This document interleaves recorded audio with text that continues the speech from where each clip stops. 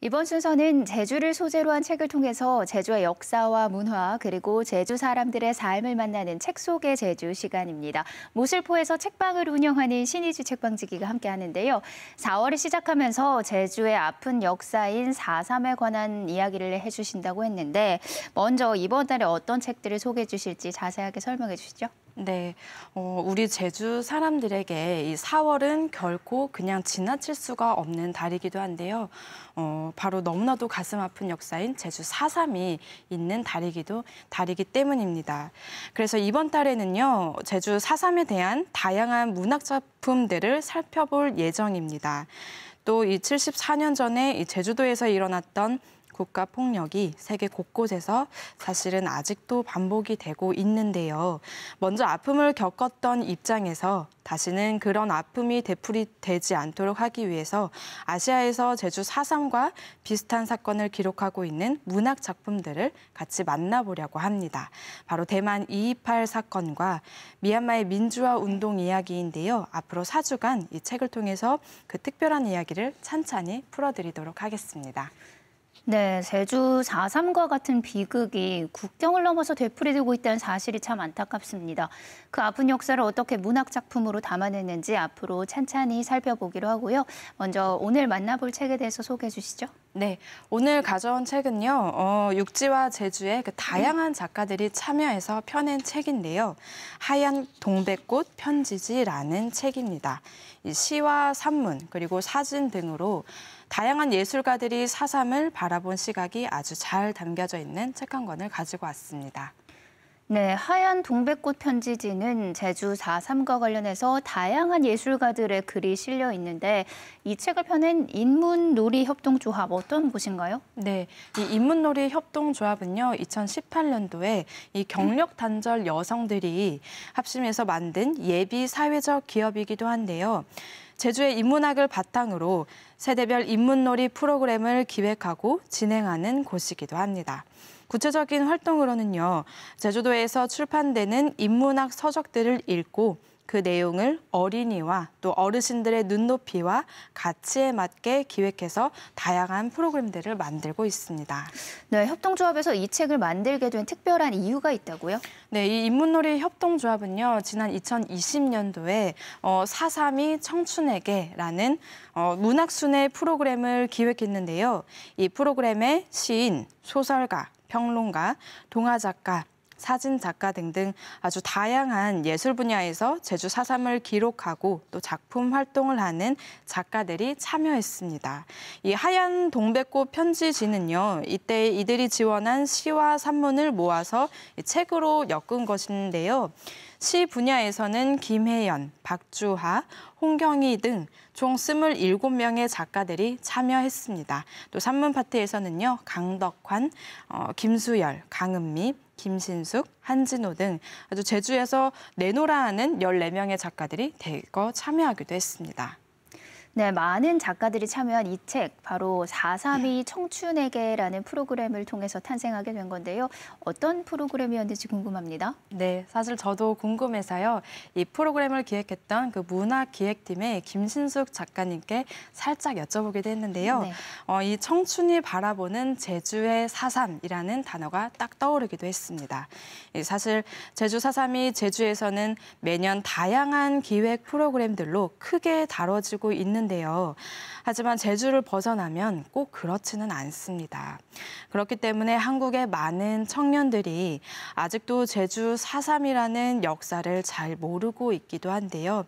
앞서 말씀드렸듯이 인문놀이 협동조합에서는요, 이 4.3이 청춘에게라는 프로그램을 기획해서 오랫동안 제주 작가들이 기록하고 창작해낸 제주 4.3과 관련된 이 문학 작품들을 살펴보고요. 또 그에 따른 유적지를 답사하는 이른바 문학순회 프로그램을 기획했습니다. 특히 제주 4.3을 잘 모르는 이 육지의 젊은 작가들을 초청해서 4.3 유적지를 답사하고 또 그에 대한 경험을 이 문학으로 표현하게 한 것들이 이 책에 빼곡하게 수록되어 있는데요. 일부 시 파트에서는요, 육지부의 젊은 작가들이 제주 4.3 유적지를 다녀오고 난 후에 자신의 표현 방식대로 표현한 시들로 이루어져 있고요. 또 2부 산문 파트에서는요, 이를 탄탄하게 뒷받침해주는 제주 작가들이 산문 방식으로 참여하고 있습니다. 이렇게 제주의 아픈 역사와 연대하는 이 도회의 작가들과 예술가들, 그리고 꾸준하게 이 제주 4.3에 대해서 목소리를 내는 이 작가들의 시선이 아주 빼곡하게 담겨져 있는 그런 책이라고 보시면 될 것 같습니다. 네, 책 제목이 하얀 동백꽃 편지지인데요. 하얀 동백꽃은 본 적이 없는 것 같은데 여기에 또 특별한 의미가 담겨 있다고요? 네, 맞습니다. 이 육지에 있는 젊은 작가들을 초청을 해서 유적지를 답사하게 하고 또 각자가 이 느낀 그런 이야기를 글로 풀어내는 작업이 이 책에 실려 있다고 말씀을 드렸는데요. 경험이 어떻게 문학에 영향을 주는가를 실험해보고 싶었다고 합니다. 바로 자기만의 색으로 동백꽃을 다양하게 풀어낼 수 있다는 의미인 건데요. 책 머리에 이 하얀 동백꽃 편지지라는 제목에 대한 설명이 짧게 실려져 있습니다. 좀 읽어드릴게요. 앞으로 우리 청춘들이 청춘 시절의 다짐한 각오들을 앞으로 다양한 무늬로 쓰고 그려나갈 가능성의 꽃이라 하얀 동백꽃 편지지라 이름 붙입니다. 우리는 제주의 아픔만 바라보지 않고 시베리아 기차를 타고 저 멀리까지 떠나갈 수밖에 없었던 고려인 등 세상의 아픔들을 담은 별로 총총 뜨고 싶습니다.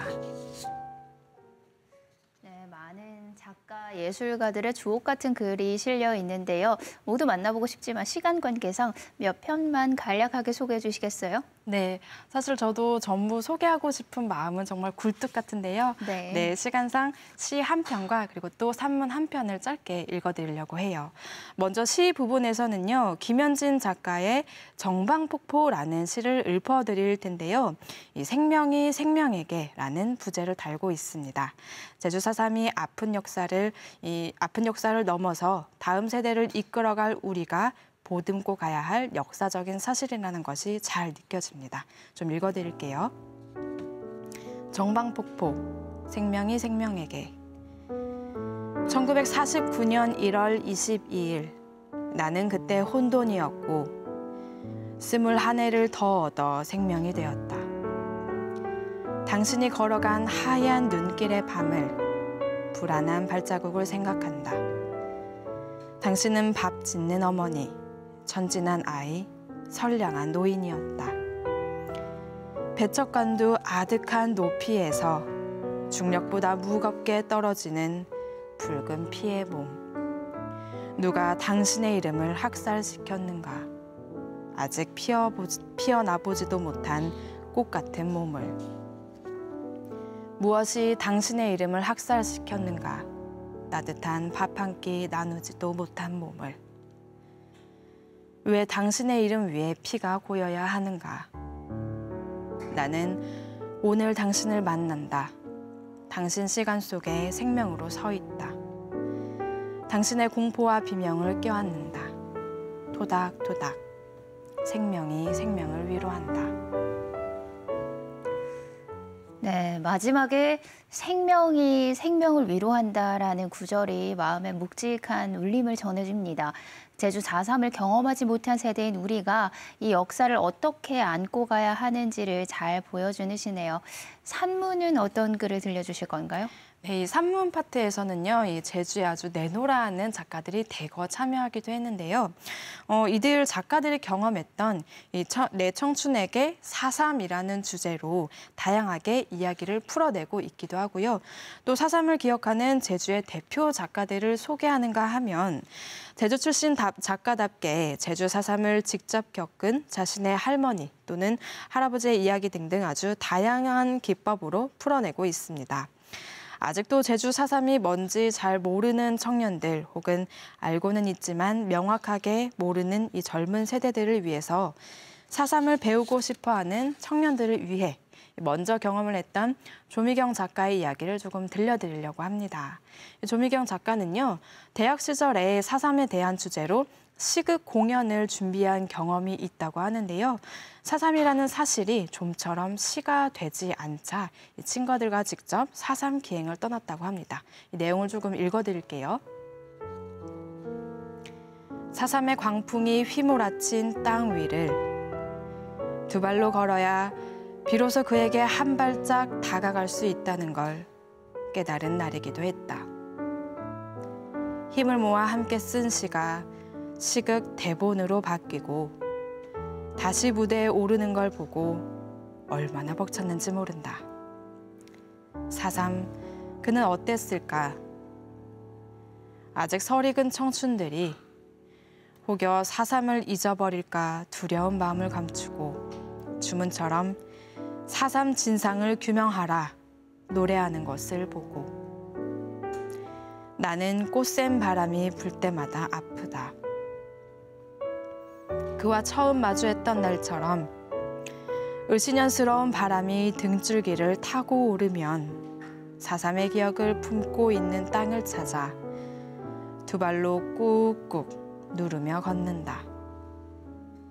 많은 선배들이 4.3의 진실을 위해 뜨거운 청춘을 차곡차곡 쌓은 덕분에 아픔을 삼키고 그날에 대해 얘기하는 사람들이 하나 둘 늘어난 덕분에 청춘의 밤들이 지치지 않고 4.3을 노래한 덕분에 여전히 4.3을 읽고 쓰며 공부하는 입장이지만 아직도 시어들이 탑을 쌓지 못하고 자꾸 허물어지지만 내 청춘의 4.3이 그를 마주하는 방법을 가르쳐줬다고나 할까. 나는 오늘 밤도 글을 쓴다. 네, 우리가 제주 4.3을 기억하는 방법에 여러 가지가 있습니다. 그중에서도 대표적으로 순이 삼촌이나 또 이 책처럼 문학작품이 4.3의 진실을 알리는 데 참 중요한 역할을 해왔죠. 네, 맞습니다. 사실 이 문학 작품이 주는 힘 중에 하나가 바로 이 잊혀지는 것들 혹은 사라지는 것들 혹은 이 숨겨진 것들의 불씨를 다시 살리는 게 아닌가 싶습니다. 그런 의미에서 제주 4.3을 기억하고 아주 글로 빼곡하게 기록해내는 우리 제주의 작가들 그리고 한국의 작가들이 더욱더 많아지기를 희망합니다. 그리고 이런 작가들의 이야기를 귀담아 들어주는 것 또한 우리의 몫이 아닐까 생각되는 부분이기도 합니다. 네, 이 책을 읽고 난 책방지기의 소감이 궁금한데요. 사실 이 책에는요 아주 다양한 시각들이 빼곡하게 담겨져 있습니다. 네, 4.3을 조금 깊숙하게 조금 아픈 측면에서 바라보는 것 또한 우리가 해야 되는 몫이기도 하지만 청춘들이 다시금 이 4.3을 풀어내는 작업 또한 꾸준하게 이어져 와야 된다는 생각을 품고 있는데요. 이 책이 바로 그런 책이 아닐까 합니다. 그래서 조금 더 많은 분들이 이런 다양한 종류의 그 4.3 관련된 문학 작품들을 함께 해보시는 것을 추천드리고 싶습니다. 네, 4월을 맞아서 제주 4.3의 아픔을 기억하고 평화와 인권의 소중함을 일깨워주는 책을 만나봤습니다. 오늘 소개해드린 하얀 동백꽃 편지지라는 책을 많은 분들이 꼭 한번 읽어보시면 좋겠습니다. 다음 주에는 어떤 책을 만나게 될까요? 네, 오늘은요, 이 청년들이 풀어낸 제주 4.3 혹은 이 제주 작가들이 풀어낸 제주 4.3이라는 주제로 이 문학 작품을 한번 소개를 해드렸는데요. 다음 주에는요, 우리 청소년들을 위한 제주 4.3이라는 부제를 가지고 한 권의 책을 소개해드리려고 합니다. 사실 청소년들에게도 이 4.3이 조금 어렵게 다가갈 수가 있기 때문인 건데요. 그렇죠. 네, 조금 더 쉽게 그리고 조금 더 뭐라고 해야 될까? 좀 더 간략하고 조금 더 이 아픔을 공유하는 측면에서 어떻게 하면 우리 청소년들에게 쉽게 다가갈 수 있는지를 고민하게 되는 그런 책인데요. 아주 쉽게 풀어낸 책 한 권이 있습니다. 바로 고진숙 선생님이 쓴 책인데요. 제주 4.3을 묻는 10대에게라는 책입니다. 우리 청소년들을 위한 책이니까요. 청소년뿐만 아니라 부모님들 또는 할머니, 할아버지 또한 많이 읽어볼 수 있는 책이니까요. 다음 주에도 많은 관심 부탁드릴게요. 네, 다음 주도 책 속의 제주 많은 기대 부탁드리고요. 오늘 말씀은 여기까지 듣겠습니다. 고맙습니다. 감사합니다.